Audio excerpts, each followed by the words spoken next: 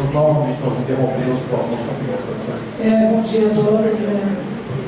É um prazer aqui estar à frente dos demonstradores que eu já conheço há um tempo. Um prazer ver a atuação de vocês aqui em Campinas e na região metropolitana. Eu acho que as minhas palavras também vão em direção do André, embora eu acho que é o momento sim que a gente discute a outorga, é a hora sim que a gente discute a outorga. Eu acho que só nessa hora de crise profunda é que nós vamos ter alguma voz, porque há muito tempo já a gente pleiteia essa outorga. Eu já fui conselheira do Conselho Estadual do Meio Ambiente, representando a região do Estado.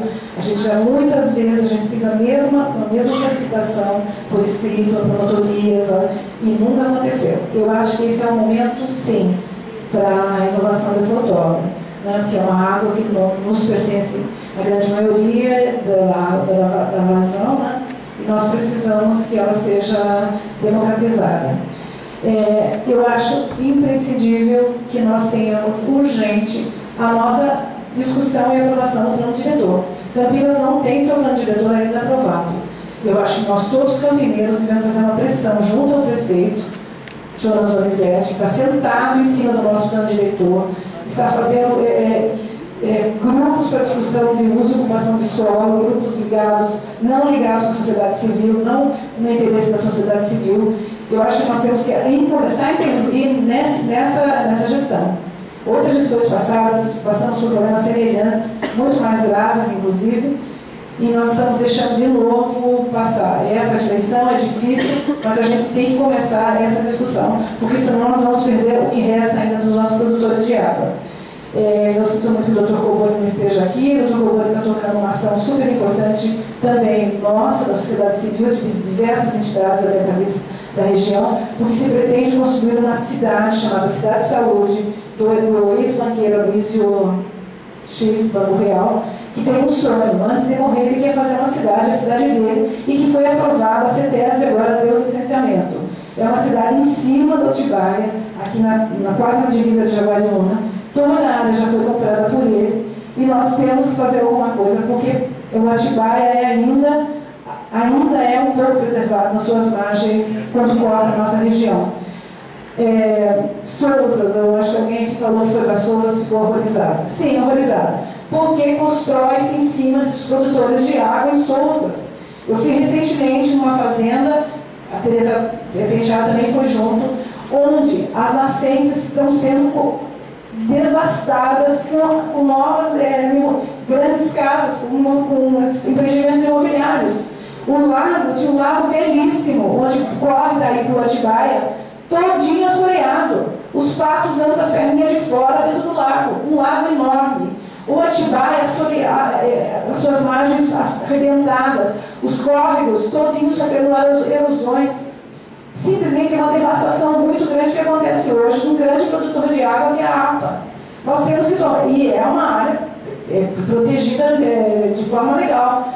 Mas nós já protocolamos algumas representações aqui dentro da promotoria. Eu acho que a promotoria também tem que ser mais eficaz nessas proibições, porque nós estamos simplesmente devastando nossos produtores de água. Os alfavírus, o 2, o 3 e o 1, estão sobre as microbacias do São Quirino, estão sobre as microbacias, os produtores de água do Anumas, que correm para o Atibaia. O Atibaia também está vazio, passa no Atibaia, dá para caminhar atravessando ele a pé. Por quê? Porque os produtores que abastecem o Atibaia estão devastados, estão sendo assoreados. Muita gente ainda que tem sítios, que vivem em loteamentos, estão tendo permissão, estão tendo licenciamento para fechar córregos importantes, para fazer pequenos laguinhos dentro da sua propriedade.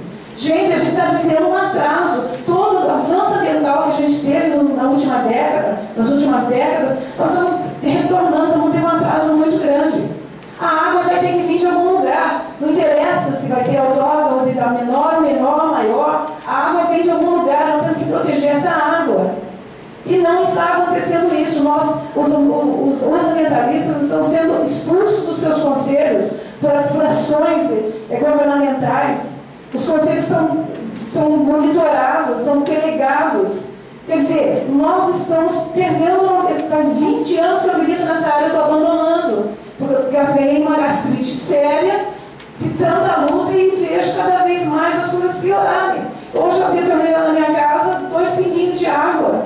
As minhas orquídeas todas morreram, eu que amo as flores. Vejo meu jardim desfalecer, não tenho água. E sempre lutei pela vida inteira, não por mim, mas por toda a cidade. Nós estamos vivendo um caos muito sério. Quer dizer, é a hora da gente definir uma outorga, sim, mas é a hora também de a gente estabelecer políticas públicas mais sérias. Eu vou ler aqui para você da onde começou toda essa redução. A Lei 9.433 de 97, que instituiu a política de recursos hídricos, no artigo 1º ela diz: a água é um recurso natural limitado, dotado de valor econômico. Só.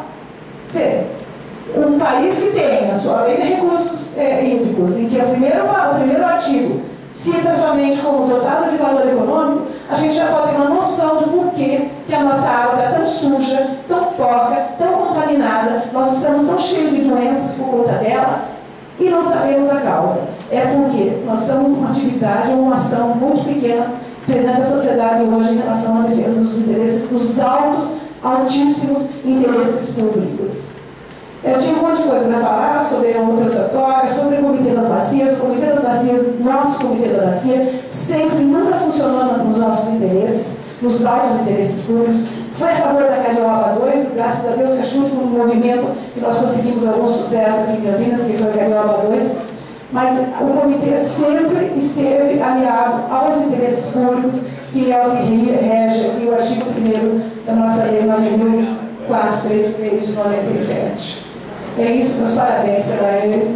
E a gente conta, a nossa retaguarda, o nosso amparo, realmente hoje é a promotoria.